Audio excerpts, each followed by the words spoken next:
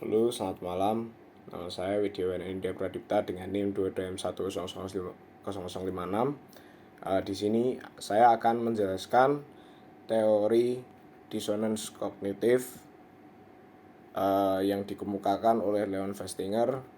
Dan sebelum masuk ke materinya, dissonance sendiri memiliki arti perselisihan antara kebiasaan dan keyakinan atau perasaan. Jadi si Leon Festinger ini menyatakan bahwa jika seseorang mengetahui berbagai hal yang secara psikologis tidak konsisten antara satu dengan lainnya, orang tersebut dengan berbagai cara mencoba membuatnya konsisten.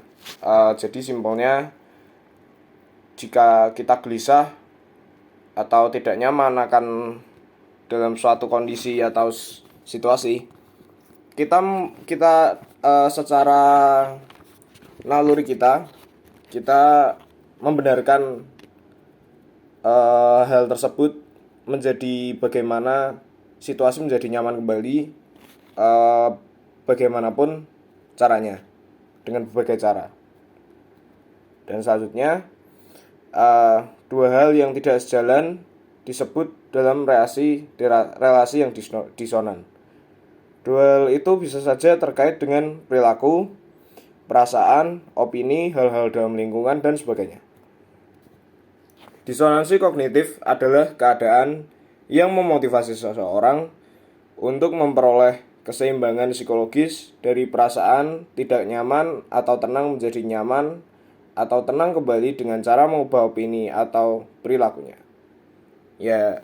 Jadi yang saya jelaskan tadi, bagaimana jika merasa gelisah atau tidak tenang, seseorang akan melakukan cara apapun untuk mengubahnya menjadi tenang kembali atau nyaman kembali. Contohnya seperti jika kita sedang haus, pasti kita mencari air untuk minum. Jadi contoh rasa gelisahnya itu kita haus, dan cara untuk kembali nyamannya kembali itu kita mengambil air untuk minum. Selanjutnya, dengan kata lain, disonansi kognitif adalah perasaan tidak nyaman yang disebabkan oleh tindakan atau ketika seseorang memegang dua atau lebih keyakinan, nilai, atau sikap yang bertentangan, atau ketika keyakinan dan tindakan mereka tidak konsisten satu sama lain. Dan jika diringkas, hal di atas dapat dikategorikan sebagai pembenaran yang bersifat internal dan pembenaran yang bersikap eksternal. Kita masuk ke yang pertama. Pembenaran internal atau internal justification adalah pengurangan disonansi dengan mengubah sesuatu tentang diri sendiri. Sedangkan pembenaran eksternal atau external justification adalah alasan atau penjelasan bagi perilaku yang disonan yang diperoleh dari luar individu.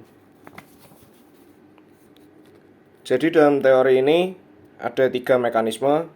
Kita masuk ke yang pertama, mengubah sikap atau perilaku menjadi konsisten satu sama lain. Dan yang kedua, mencari informasi baru yang mendukung sikap atau perilaku untuk menyeimbangkan elemen kognitif yang bertentangan. Dan mekanisme yang ketiga atau yang terakhir adalah trivialization, yang berarti mengabaikan atau menganggap ketidaksesuaian antara sikap atau perilaku penyebab disonansi sebagai hal yang biasa. Dan berikutnya adalah elemen-elemen kognisi Festinger. Yang pertama adalah hubungan yang tidak relevan. Relevan sendiri artinya berkaitan satu sama lain. Lalu yang kedua ada hubungan disonan, dan yang ketiga hubungan konsonan. Selanjutnya ada proses cognitive dissonance. Proses yang pertama adalah cognitive discrepancy. Yang kedua cognitive dissonance. 3 motivation. Yang keempat discrepancy reduction. Jadi secara garis besarnya, cognitive dissonance ini adalah ketika keyakinan, nilai, atau sikap mereka tidak konsisten dengan perilaku yang sebenarnya dilakukan. Teori disonansi kognitif dapat membantu individu untuk mengenali perbedaan antara keyakinan dan perilaku mereka yang tidak konsisten dan memotivasi mereka untuk mengubah perilaku agar sesuai dengan keyakinan mereka. Sekian, terima kasih.